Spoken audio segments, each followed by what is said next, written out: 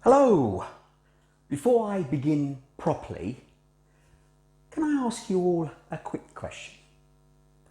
Who of you likes a story? Can I see a show of hands? Some of you from behind the screen? Yes, wonderful! Most of you have put your hands up. We all do, which is great. But before I begin telling you this story, I want to introduce myself for the benefit of those of you who don't know who I am. My name is Tony Fasulo, and I've been involved with Viva since day one. And my wife, Jules, and I are bronze premier distributors in Viva. We were also in Clean Easy before Viva and did okay there too. I think the highest yearly team total was £1/3 million, which I suppose was pretty good at that time. Now I promised you a quick story, so here goes. There was a young man who was 19 years of age called Tom, and he was brought up in Canada. Now, as a young boy, he was always chopping wood with his father's axe because he liked chopping trees. As he grew older, he wanted to chop trees for a living. So Tom classed himself as a lumberjack. And now that he was 19, he went to this famous timber yard in Canada. That timber yard logged trees for pretty much the whole of Canada. So he walked in with his lumberjack check shirt, straddling with an axe over his shoulder, whistling as he went in. Now, I must stress, Tom wasn't your typical lumberjack. He was actually quite slight of build, and he was only 5'5" tall. So most lumberjacks are big, powerful men, and Tom didn't fit this description whatsoever. Anyhow, he strode confidently into this logging yard, and rather loudly he said, "Can I see the foreman?" Now the other lumberjacks sitting around the breakfast table looked up and thought, who's this young whippersnapper kid making all this noise? So they started to get a bit agitated, big blokes, what they like. Then there was this older gentleman with small round glasses and a white stubbly beard, not quite like this. And he heard what was going on and he came out of the foreman's hut.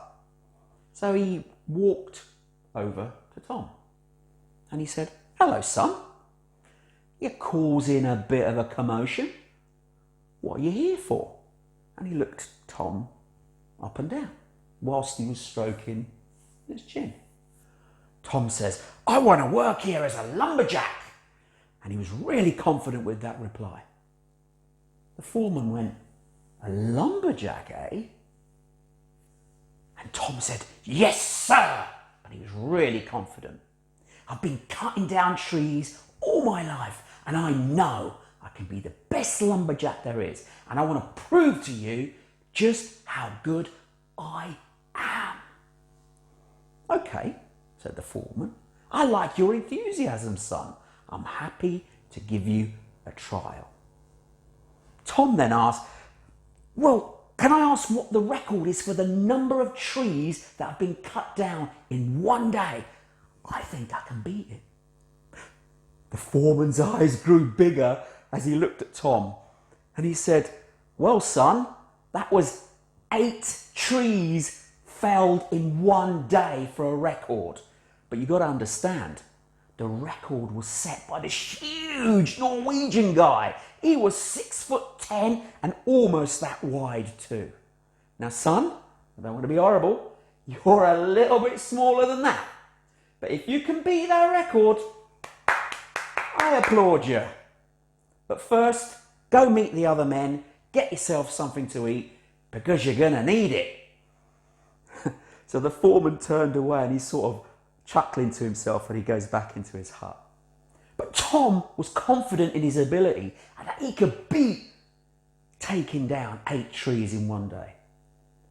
So after meeting the other men, he grabbed a quick bite to eat, a bit of breakfast, and he set off with his axe into the wood. Chop, chop, chop. Chop, chop, chop. Chop, chop, chop. Tom worked hard. The other men watching Tom, they were surprised at how good he was. They noticed he definitely knew what he was doing, despite being so slight compared to them. Lunch came, and Tom and the men went back to the camp, had something to eat, and then headed back into the woods. Chop, chop, chop. Chop, chop, chop. Chop, chop, chop. Tom worked hard, and tree after tree fell down. Late afternoon was approaching, and the men were coming back to the yard, and Tom was walking slightly behind everyone else. But there was a rumour amongst the men that Tom could have actually beaten that record.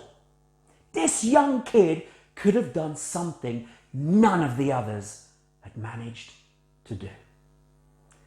Tom came back into the yard, and all the men gathered round him. And one said, "Well, did you beat it?" Tom hung his head down and said, "No, I only managed 7. But the guys went, "Whoa, that's amazing, well done, well done." But Tom was dejected. He said, "I wanted to beat that record. I'm frustrated I didn't." At this point, the foreman came out of the hut. So Tom turned to him and said, "I will get up earlier tomorrow. I will beat this record. You see, I think I started too late today."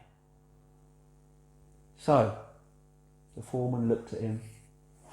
Then the men settled down, they had some food and went to bed. Next day, Tom got up just before breakfast, so he was the first one down there. He quickly stuffed some food into his mouth, took down a gulp of coffee, and headed off before most of the other men had even come down to eat. You could hear it. Chop, chop, chop. Chop, chop, chop. Chop, chop, chop. The men could all hear Tom from the breakfast area. Tom came back for lunch, but ate really quickly without much break and headed back into the woods. And again, chop, chop, chop. Chop, chop, chop. Chop, chop, chop. That evening, the sun was coming down and the other men were making their way back to the camp, but Tom was still out there. Chop, chop, chop. Chop, chop, chop. Chop, chop, chop. Eventually, Tom headed back whilst the men were eating, and he looked all worn and tired.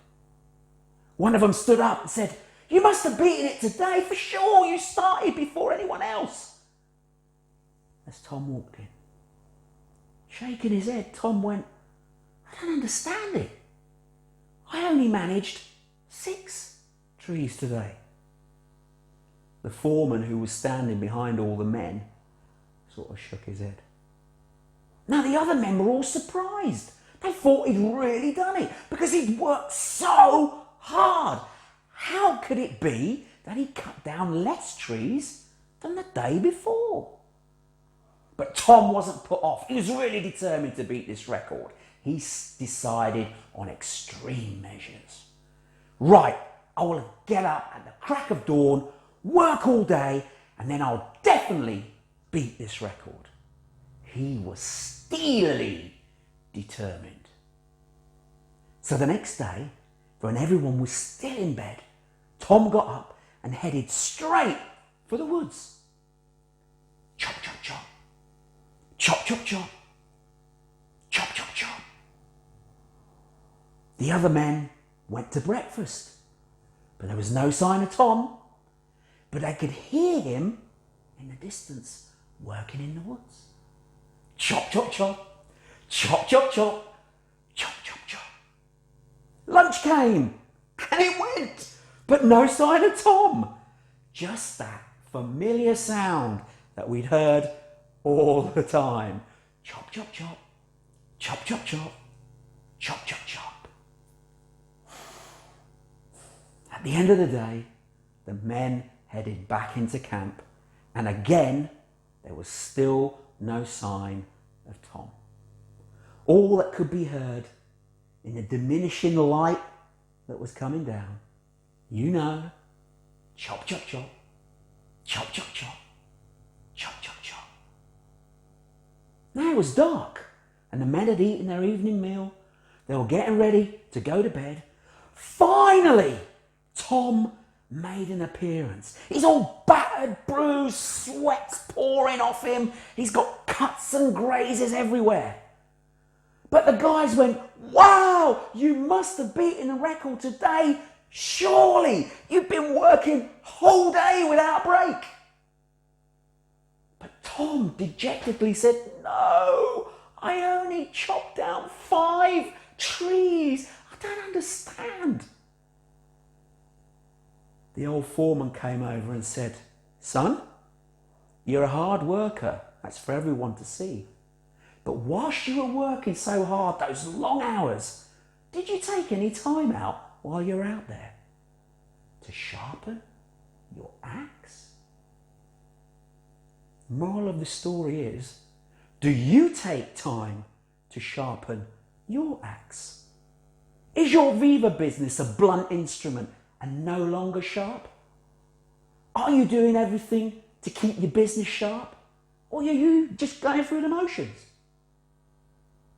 For instance, have you got clean catalogues if you use catalogues? And do they look sharp for your customers? Do you have good processes in your business that are sharp and you know what to do or not?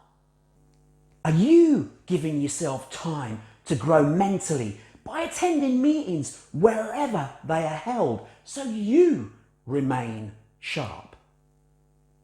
Or do you just drift and have a blunt attitude, just like a blunt axe?